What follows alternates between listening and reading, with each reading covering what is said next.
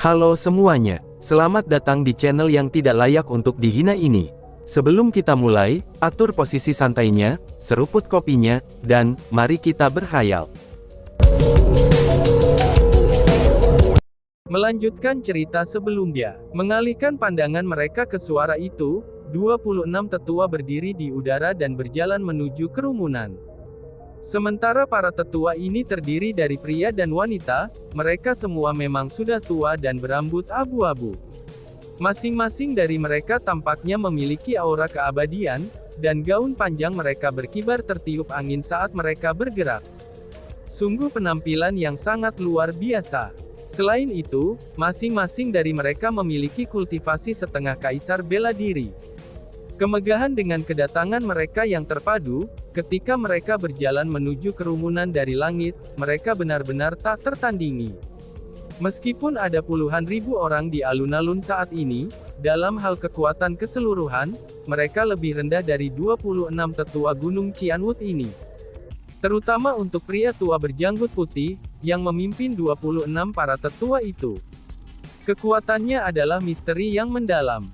Kemungkinan terbesarnya, dia sendiri mampu mengalahkan semua kepala akademi yang hadir di sini. Pria tua itu tidak memiliki postur yang tinggi. Adapun sosoknya, itu juga sangat kurus dan layu, dan penampilannya juga sangat jelek. Selanjutnya, dia menunjukkan posisi bongkok saat dia berjalan dengan pinggang tertekuk.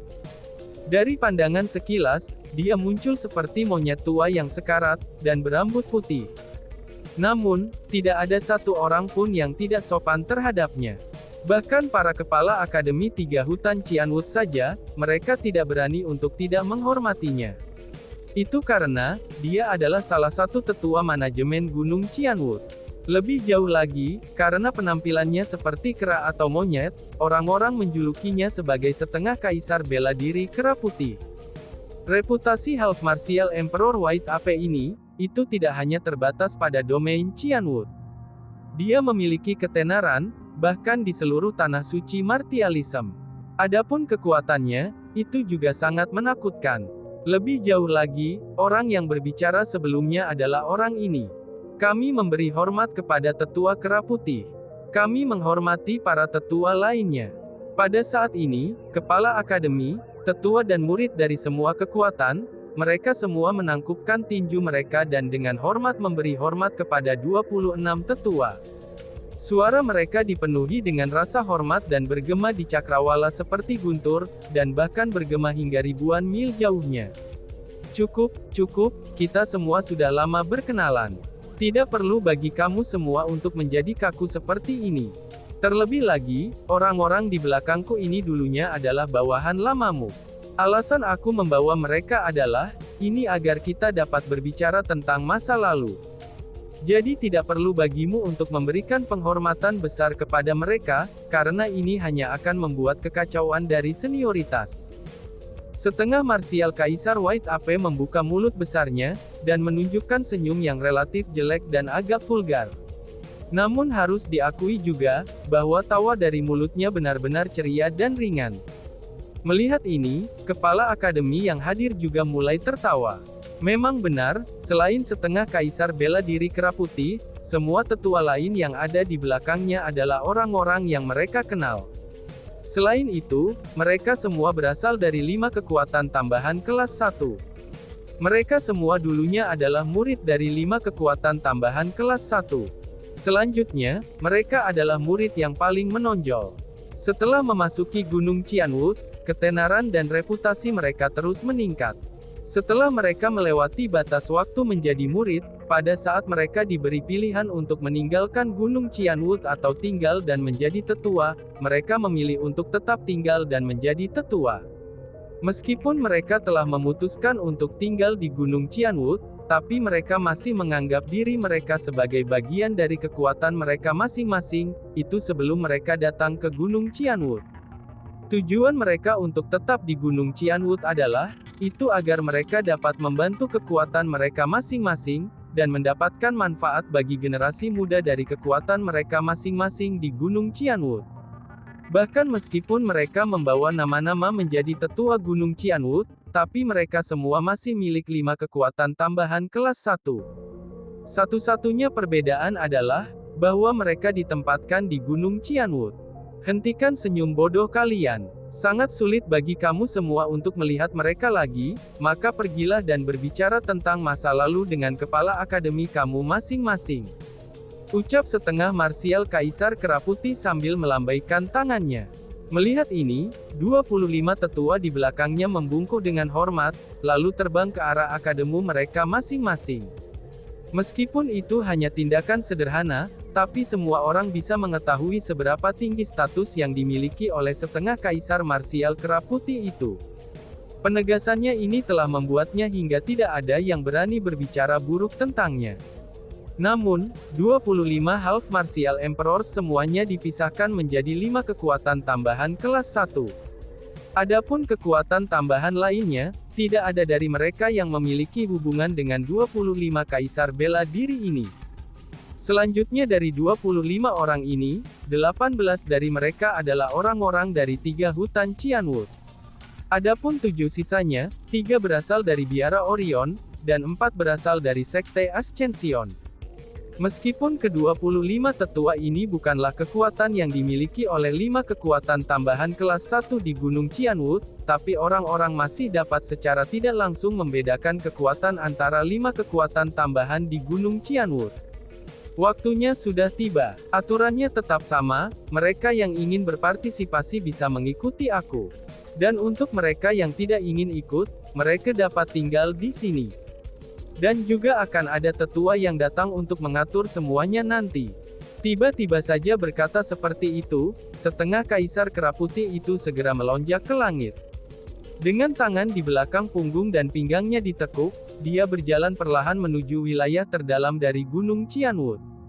Melihat ini, para tetua dan murid dari 5 kekuatan tambahan atau cabang kelas 1, mereka semua bergerak maju dan mengikutinya. Ada banyak orang dari kekuatan tambahan lainnya yang mengikutinya. Adapun apa yang akan mereka lakukan, itu adalah untuk berpartisipasi dalam apa yang disebut kompetisi komandan. Ketika para murid dibawa oleh kekuatan tambahan, mereka semua memiliki kualifikasi untuk menjadi murid inti. Dengan demikian, mereka dapat menjadi murid inti tanpa melalui ujian apapun. Namun kompetisi komandan ini ada di sana, itu sebagai alat untuk memberi penghargaan kepada murid yang sangat baik. Siapapun dapat berpartisipasi dalam kompetisi ini. Pada saat yang sama, mereka dapat memilih untuk tidak berpartisipasi. Adapun apa sebenarnya kompetisi komandan ini, sebenarnya hanya mencari beberapa bendera dalam formasi yang sangat luas. Bendera-bendera ini masing-masing adalah bendera komandan, bendera umum, dan bendera tentara. Karena hanya ada satu bendera komandan, tetapi ada 3 bendera umum, dan 90 bendera tentara.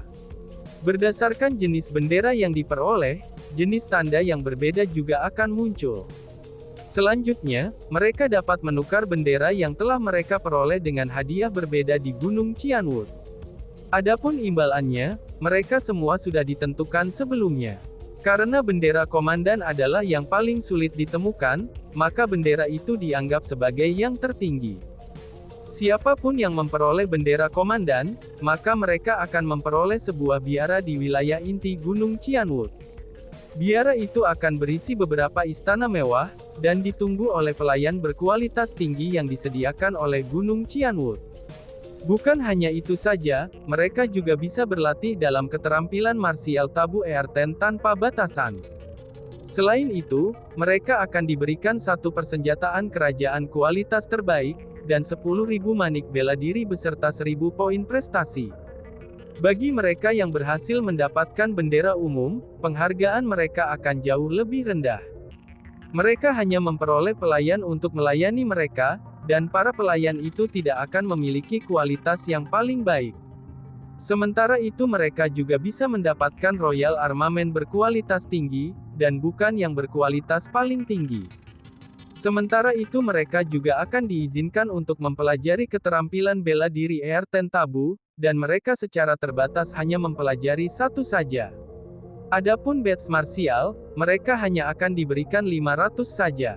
Dan untuk poin pencapaian, mereka hanya akan mendapatkan 100. Sedangkan bagi mereka yang berhasil mendapatkan bendera tentara, mereka hanya akan memperoleh 10 poin prestasi, dan itu tanpa manfaat tambahan lainnya. Adapun poin pencapaian, mereka dapat dianggap sebagai mata uang di dalam Qianwood Mountain. Sementara mereka hanya bisa digunakan di Gunung Qianwood, dan itu tidak bisa digunakan di luar Gunung Qianwood. Itu dikarenakan di Gunung Qianwood sendiri, terlepas dari apakah itu mungkin mencoba untuk belajar keterampilan bela diri dan mendapatkan sumber daya kultivasi, atau bahkan kemampuan untuk melatih di tempat-tempat khusus, dan mereka semua diharuskan membelinya dengan poin prestasi. Adapun cara mendapatkan poin prestasi ini, selain dihadiahi oleh Qianwood Mountain, orang hanya bisa mendapatkannya dengan menyelesaikan misi. Dengan menyelesaikan misi dari berbagai kesulitan, seseorang akan dapat memperoleh jumlah poin pencapaian yang berbeda. Pada dasarnya, poin pencapaian sangat penting bagi murid-murid Gunung Qianwood, dan dapat dikatakan juga sangat penting. Karena semakin banyak poin prestasi yang dimiliki, maka semakin baik itu.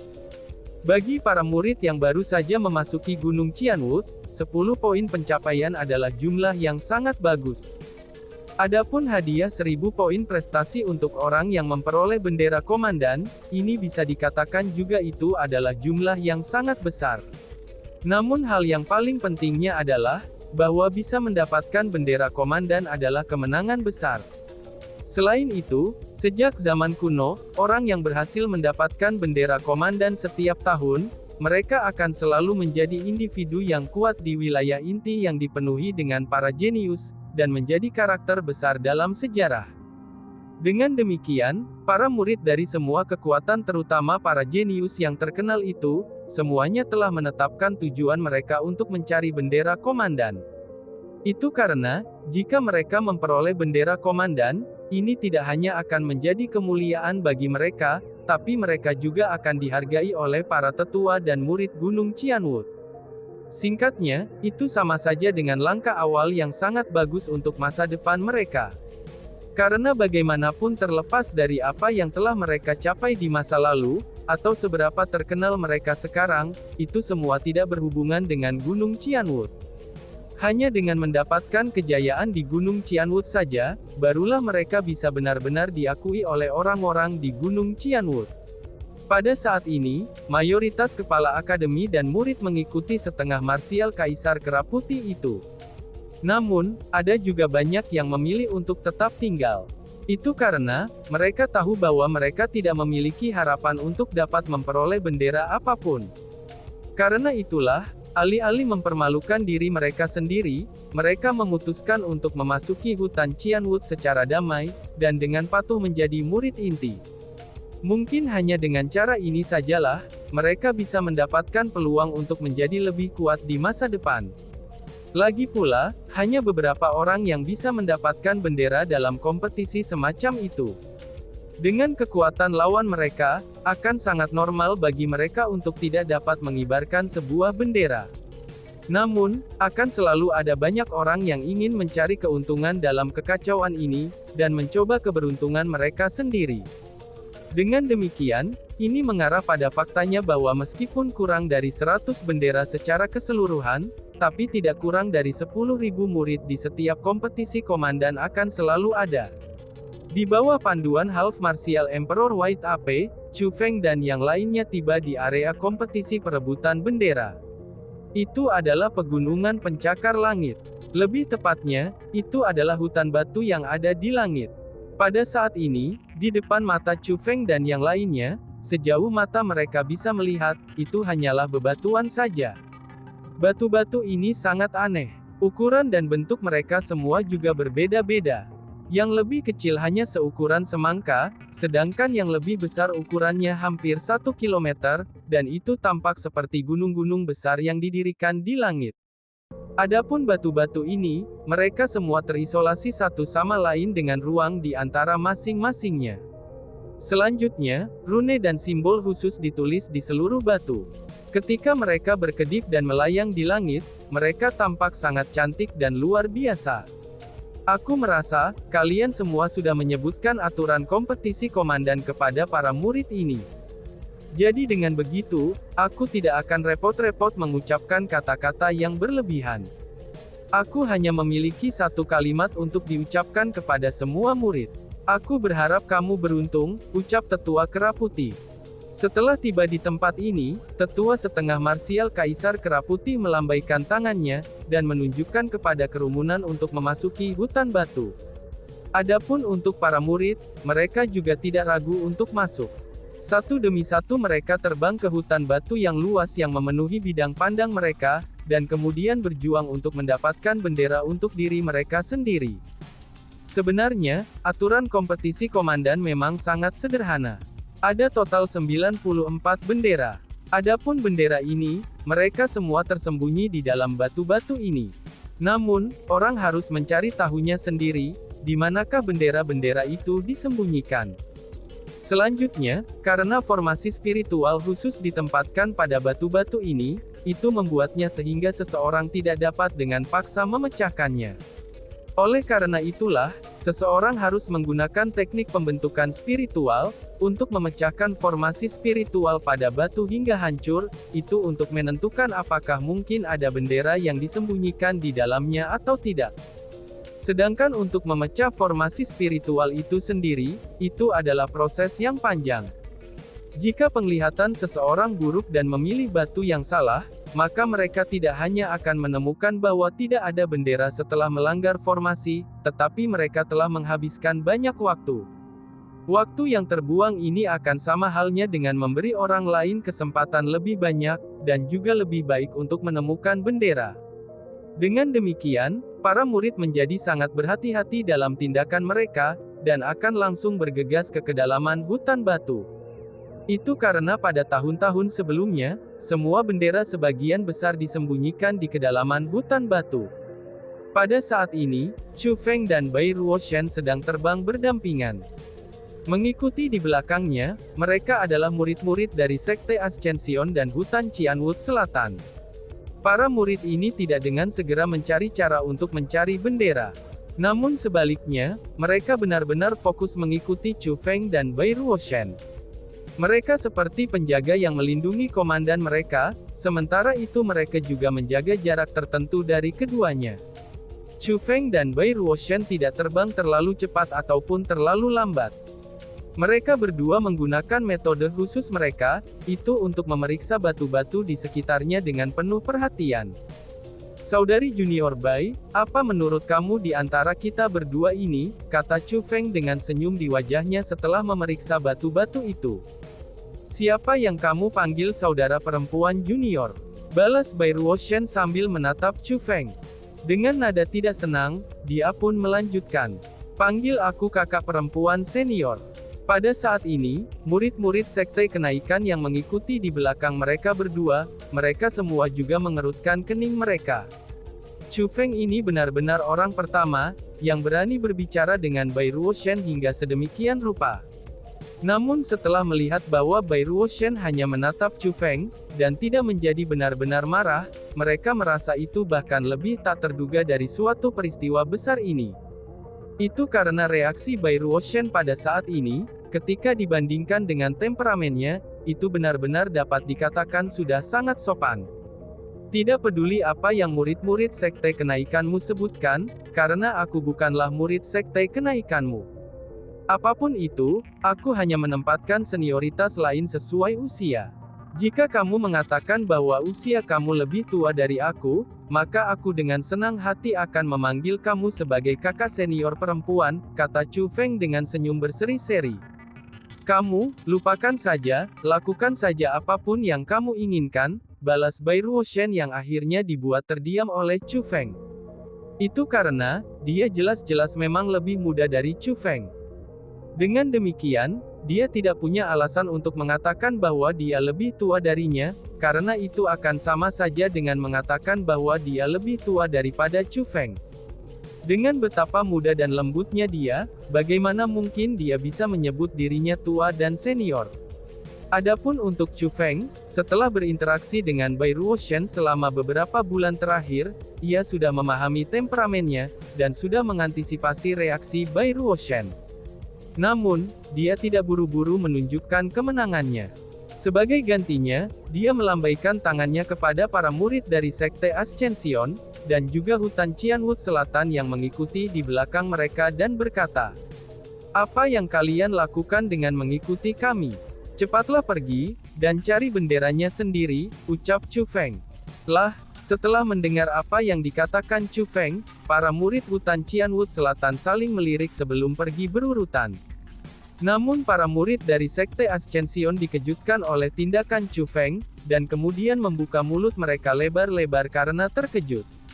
Tindakan Chu Feng benar-benar terlalu jelas, dan dia secara terbuka telah mengusir mereka. Namun meski begitu, siapa itu Chu Feng? Status dan kekuatan seperti apa yang dia miliki? Dia tidak lebih dari murid Hutan Qianwut Selatan saja. Sementara Chu Feng mengusir mereka yang dari Hutan Qianwut Selatan akan baik-baik saja, tapi apa yang memberinya hak untuk mengusir mereka? Meskipun mereka tahu bahwa Sekte Kenaikan mereka telah memasuki aliansi dengan Hutan Qianwut Selatan, tapi mereka masih tidak menempatkan murid Hutan Qianwut Selatan di mata mereka. Namun tepat pada saat ini, keberadaan kuat dan puncak di antara para murid Sekte Ascension sebenarnya, itu tanpa mengucapkan sepatah kata pun, mereka mulai membuat kepurusan dengan tergesa-gesa dan pergi. Murid-murid ini yang pergi terlebih dahulu adalah, mereka semua orang-orang yang telah berlatih di pagoda Hutan Qianwut Selatan hari itu. Mereka telah mengalami kekuatan kuat Chu Feng untuk diri mereka sendiri, dan melihat dengan mata kepala sendiri bagaimana Bai Ruoshan dikalahkan oleh Chu Feng. Dengan demikian, mereka tahu betul betapa kuatnya Chu Feng ini, dan tentu saja mereka tidak berani untuk tidak mentaatinya. Namun karena para murid itu tidak menyebarkan tentang hal-hal yang telah terjadi pada hari itu, bahkan untuk murid-murid Sekte Ascension, hanya beberapa di antara mereka yang tahu kekuatan Chu Feng. Dengan demikian, ketika para murid yang bodoh melihat kakak senior perempuan dan laki-laki mereka yang mereka hormati ini mematuhi perintah Chu Feng dan pergi secara berurutan, pikiran mereka menjadi benar-benar tertutup oleh pertanyaan. Namun, setelah melihat bagaimana Chu Feng berani berbicara dengan cara seperti itu kepada Bai Ruoshan, dan Bai Ruoshan sebenarnya tidak melakukan apa-apa tentang itu, mereka kurang lebihnya berhasil menyadari bahwa, murid Hutan Qianwut Selatan ini kemungkinannya sangat luar biasa. Paling tidak, karena dia sangat akrab dengan Bai Ruoshan, mungkin tidak ada seorang murid dari Sekte Ascension yang berani berbicara dengan Bai Ruoshan dengan cara seperti itu. Tapi sebenarnya, itu karena mereka tidak memiliki kesempatan untuk mendekati Bai Ruoshan. Setelah ragu-ragu dan lebih banyak keraguan, para murid Sekte Ascension mulai pergi satu demi satu. Coba katakan, menurutmu siapa di antara kita berdua yang akan mendapatkan bendera komandan? Tanya Chu Feng sambil memandang Bai Ruoshan dengan senyum berseri-seri. Matanya menunjukkan ekspresi seolah-olah rencananya sudah berjalan. "Oh, apakah kamu bisa mendapatkan bendera komandan?" jawab Bai Ruoshan dengan nada tidak yakin. Bagaimana kamu bisa menjadi tidak percaya diri dalam diri kamu? Ini tidak seperti kamu, ucap Chu Feng. Setelah mendengar tanggapan Bai Ruoshan, Chu Feng menunjukkan ekspresi terkejut. Tidak dapat dihindari lagi, dia agak kecewa karena rencana jahatnya telah hancur. Awalnya Chu Feng ingin mengambil keuntungan dari kebanggaan Bai Ruoshan dan bertaruh dengannya, sehingga dia bisa memeras beberapa manfaat darinya. Namun, dia tidak pernah berharap bahwa dia benar-benar akan memberikan respon seperti itu, dan malah menghancurkan rencana jahatnya sepenuhnya. Dan tiba-tiba saja bersambung. Sekian dan terima kasih banyak. Bye-bye.